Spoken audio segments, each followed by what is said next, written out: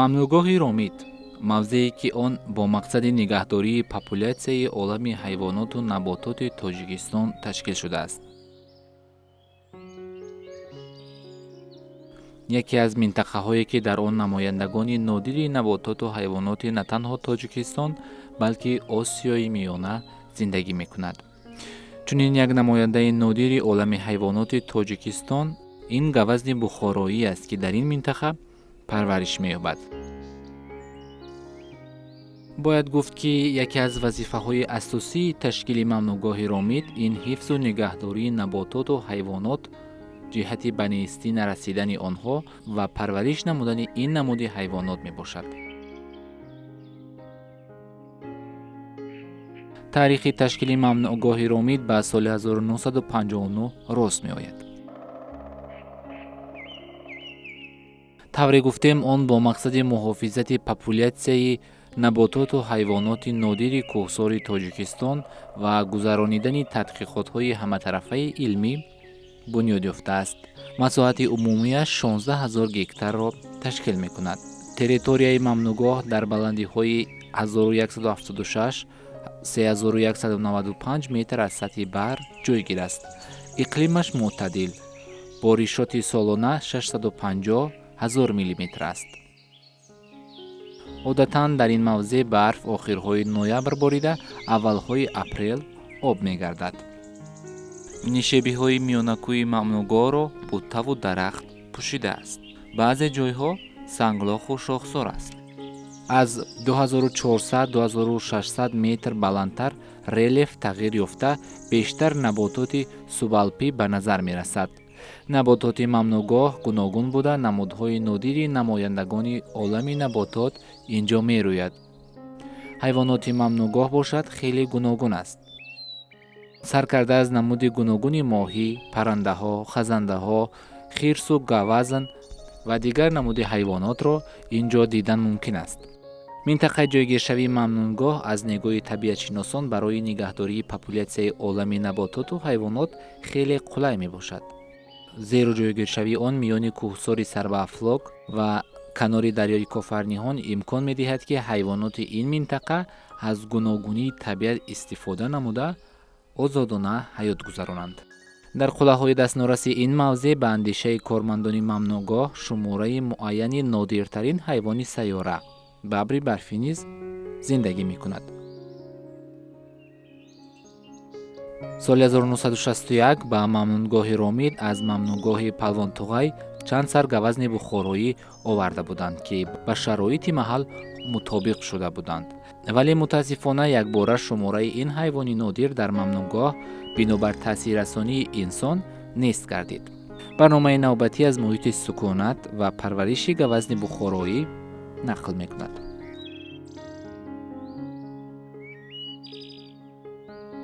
муҳити интихоб кардашуда ки солҳои пешин яке аз минтақаи парваришгоҳи гавазни бухороӣ ба ҳисоб мерафт, аз рӯи зиёдшавии гавазнҳо маълум гардид, ки ҳолати мутобиқшавии гавазнҳо дар шароити иқлими резервати биосферии Ромид мутаддил мебошад. мақсади асосии таъсис додани парваришгоҳи гавазни бухороӣ дар он аст, ки зиёд намудани популятсияи гавазни бухороӣ дар Тоҷикистон аст ва дар нақша аст, ки масоҳати парваришгоҳ зиёд карда мешавад ва шумораи гавазни бухороӣ дар ин минтақа ба 44-50 сар расонда мешавад. ҳамчунин барои ба дигар минтақаҳои ҷумҳурии Тоҷикистон, аз он ҷумла ба минтақаи мамнӯъгоҳи дашти ҷум ва парки табиии сари Хосор аз ин минтақа бурдани гавазнҳои бухороӣ ба нақша гирифта шудааст.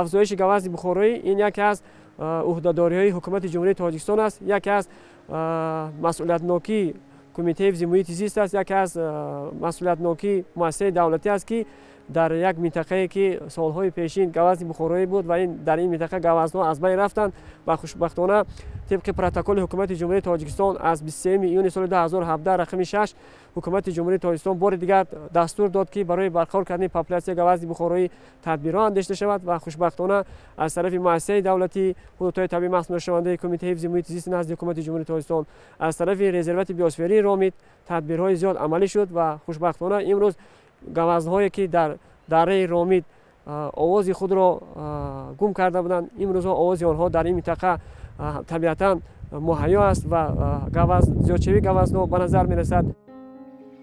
гавазни бухороӣ яке аз калонтарин ва нодиртарин намояндагони ширхӯрони ҷуфтсуми тоҷикистон ба шумор меравад. вазни фардҳои болиғ 200-250 килограммро ташкил медиҳад. фарқияти ҷинсии гавазнҳо баръало намоён аст.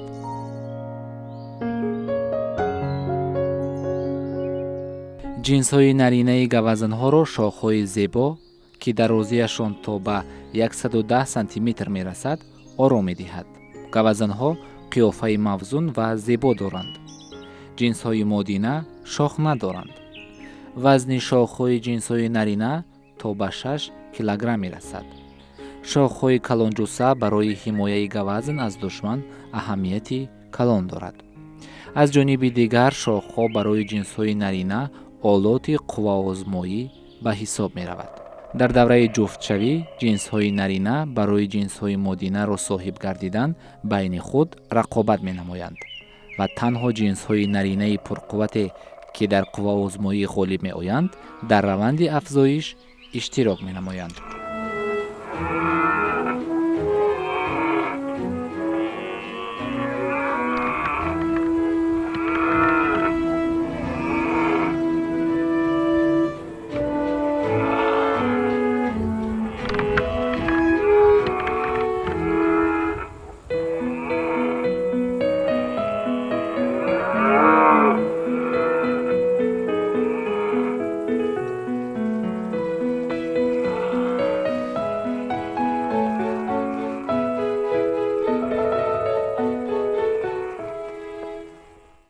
қамишзорон ва тоғайзорҳое ки дар соили дарёҳо ҷойгиранд муҳити зисти гавазни бухороӣ ба ҳисоб меравад. дар гузаштаи на он қадар дур гавазн дар водии дарёҳои вахш, панҷ, яхсу, қизилсу, кофарниҳон ва сир ва се паҳн гардида буд. дар натиҷаи босуръат аз худ намудани тоғайзорҳо масоҳати паҳншавӣ ва саршумори гавазни бухороӣ хеле маҳдуд гардид. солҳои 30 асри гузашта гавазн аз тоғайзорҳои соҳили дарёи сир ба пуррагӣ нобуд гардид. айни замон гавазни бухороӣ танҳо дар поёноби дарёи вахш, соҳили рости дарёи панҷ ва поёноби дарёи зарафшону мамнунгоҳи ромид боқӣ мондааст.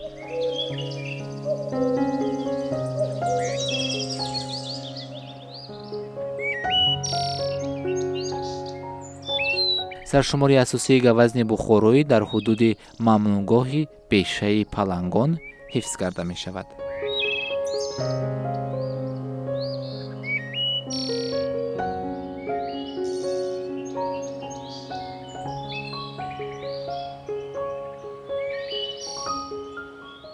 гавазни бухороӣ аз растаниҳои гуногуни алафӣ ва бутагӣ ғизо мегирад. дар тоҷикистон ба таркиби ғизои он бештар аз 100 намуди растаниҳо дохил мешаванд.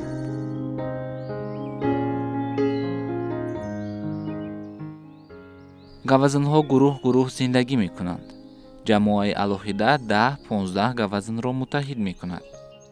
аъзои ҷамоа бо диққат муҳитро назора мекунанд ва ҳангоми эҳсоси хатар ҳамдигарро огоҳ менамоянд.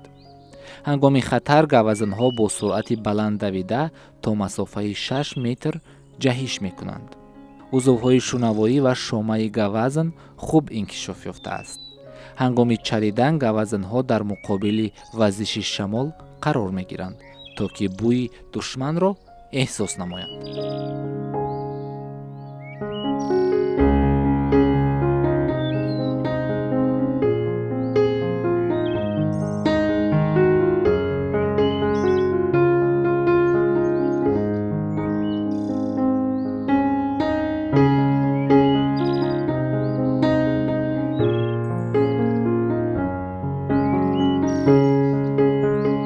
дар табиати тоҷикистон дар гузашта душмани асосии гавазни бухороӣ паланги туронӣ ба шумор мерафт, ки солҳои 50-уми асри гузашта маҳв гардид. айни замон душмани асосии он гург мебошад, аммо гург танҳо ба гавазнҳои касал, солхӯрда ва навзод ҳамла мекунад. гавазнҳои болиғ ва пурқувват тавассути шох ва пойҳои мустаҳкам худро аз гург ва дигар даррандагон ҳифз менамояд.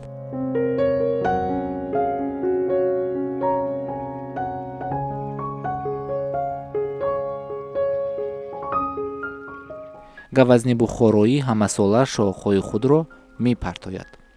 ба ҷои шохҳои кӯҳна шохҳои нав сабзиш мекунад. вобаста ба сину сол андозаи шохҳо калон мешаванд. ҷинсҳои нарина дар дусолагӣ болиғ мешаванд. ҷинсҳои модина бошад дар синни 1.5-солагӣ ба афзоиш оғоз менамоянд. ҷуфтшавии гавазнҳо охири моҳҳои август оғоз гардида то моҳи октябр идома меёбад. ҳомиладории гавазнҳо 7-5-8 моҳ тӯл мекашад. ҷинсҳои модина моҳҳои май, июн як бача таваллуд мекунанд. гавазни бухороӣ тимсол ва ифтихори туғайзорҳои наздисоҳилии тоҷикистон мебошад. ин намуди нодир айни замон дар ҳолати пурраи маҳвшавӣ қарор дошта ба китоби сурхи тоҷикистон ва рӯйхати сурхи иттиҳоди байналмилалии ҳифзи табиат дохил карда шудааст ва ба ғамхорию ҳифзи ҳамаҷониба эҳтиёҷ дорад.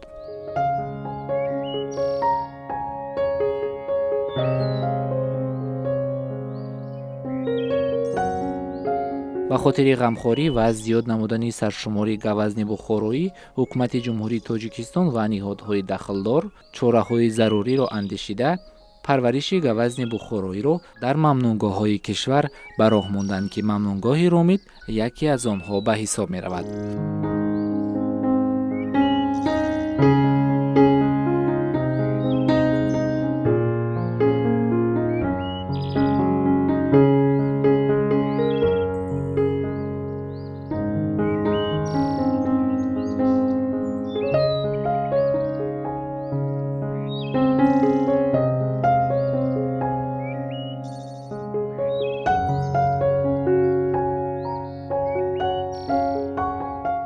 бояд қайд кард, ки парваришгоҳи гавазни бухороӣ дар яке аз минтақаҳои хело ҳам мӯътадили табиати ёбоӣ интихоб карда шудааст, ки дар ин ҷо афзоиши гавазнҳои бухороӣ мӯътадил ҳастанд ва мувофиқи мушоҳидаҳо маълум мешавад, ки мутобиқшавии гавазни бухороӣ дар табиати резервати биосферии Ромид ва талаботи биологӣ ҷавобгӯ аст ва гавазнҳо ҳолати табиии худро, яъне ҳолати экологии худро хуб ҳис мекунанд. ҳолати таҳдиди хатарҳои табиӣ танҳо дар фасли зимистон мушоҳида карда мешавад. ва бояд қайд кард, ки бо назардошти он ки пеши роҳи ҳар гуна хатарҳои табиие ки ба популясияи гавазни бухороӣ расонда мешавад, аз тарафи маъмурияти резервати биосферии Ромид, аз тарафи муассисаи давлати ҳудудҳои таъмин махсусношаванда, даи кумитаи ҳифзи муҳити зист андешида мешавад. дар ҳоли ҳозир дар мамнунгоҳи Ромид 23 сар гавазни бухороӣ зиндагӣ ва парвариш меёбад. аз ин шумора 3-8 гавазни нарина ва 20 дигар гавазни модина аст.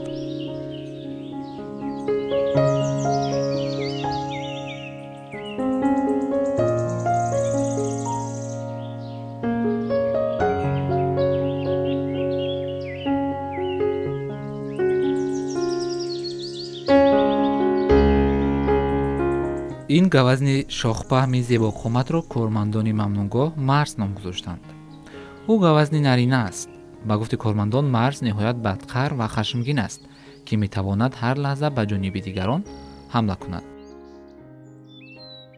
аз ин лиҳоз кормандон ӯро аз масофаи муайян нигоҳубин мекунанд ва маҳз аз ҳамин сабаб замони сабту ба наворгирии мо марсро дар гӯшаи алоҳидаи аз дигар гавазнҳо ҷой доданд.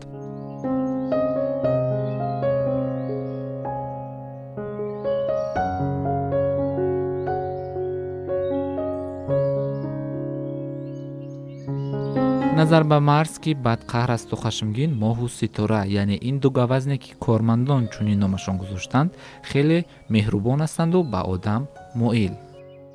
онҳо вақте ки 1 сол ҳам надоштанд, аз бешаи палангон бо мақсади парвариш ва зиёд намудани саршумори гавазни бухороӣ дар мамнунгоҳи Ромид оварда шуданд.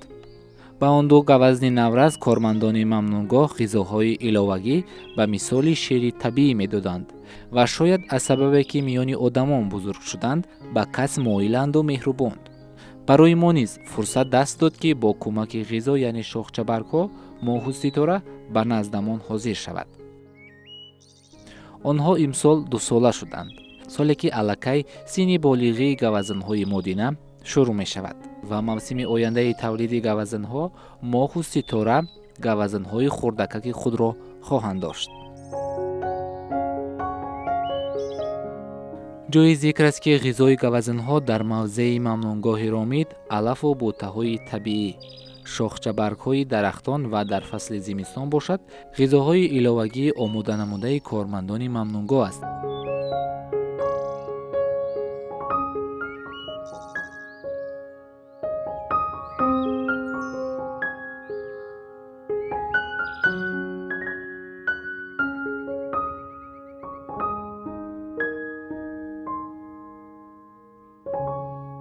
дар назар аст ки дар парваришгоҳи мазкур нуқтаҳои мушоҳидавӣ барои ташрифи сайёҳон, барои рушди сайёҳии экологӣ, барои ба навор гирифтани видеороликҳо, барои ҷалби табиатдӯсторон ташкил карда мешавад ва бо тибқи дастури раиси кумитаи ҳифзи муҳити зисти назди ҳукумати ҷумҳурии Тоҷикистон дар нақша аст ки таъсис кардани чунин нуқтаҳои мушоҳидавӣ ва бо таҷҳизотҳои замонавӣ таъмин кардани резервати биосферии Ромид яке аз тадбирҳои асосии муаррифӣ кардани захираҳои гуногунии кишвар мебошад. абдурауф ҷабборов чанд сол мешавад ки дар мамнунгоҳи Ромид фаъолият намуда ба парвариши гавазанҳо машғул аст. дар ин муддат ӯ бо хислату характери гавазанҳо ошно шуда, мисле ки ба онҳо муносибати хуби дӯстӣ пайдо кардааст. резервати биосферии Ромид барои ин гавазни бухороӣ хеле мутобиқ аст боду ҳавош. дар ҳиҷаина шохчабарг мезанем, ин алафҳои табиие ки дар ин ҷо дида истодем барои ҳамин гавазнаи бухороӣ аст.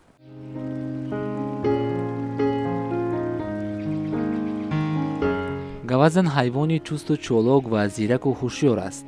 бо эҳсос намудани ношиносе дар муҳити худ дарҳол худро нопадид мекунад. вале дар ҳар ҳол наворбардори мо бо кӯшиши зиёду поиданҳо тавонист ин ҳама наворро сабт намояд.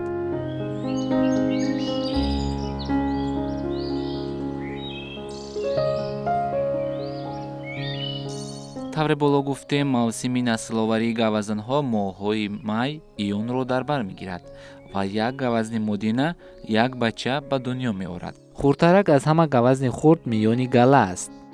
ӯ моҳи майи ҳамин сол ба дунё омадааст. аллакай позанон аз дунболи модар даву тоз мекунад. ба гуфти масъулини нигоҳубини гавазанҳои мамнунгоҳи Ромид, мавсими оянда 6-8 гавазн бояд насл ба дунё орад.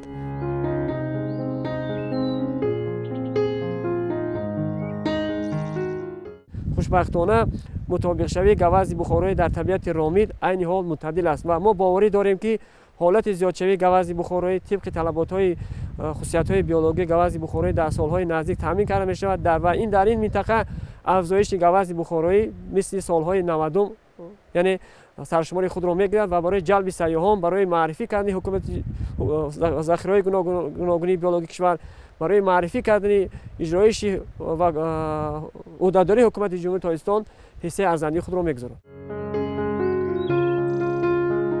дар умум метавон гуфт ки мамнунгоҳи Ромид дар гуногунии биологӣ ва нигаҳдории популятсияи олами набототу ҳайвоноти кишвар нақши боризе мегузорад ва кормандону масъулини ниҳодҳои дахлдор кӯшиш доранд ки олами ҳайвоноти ин минтақаро зиёду гуногун намуда, инҷоро ба як мавзеи зебову дидании сайёҳии кишвар табдил диҳанд.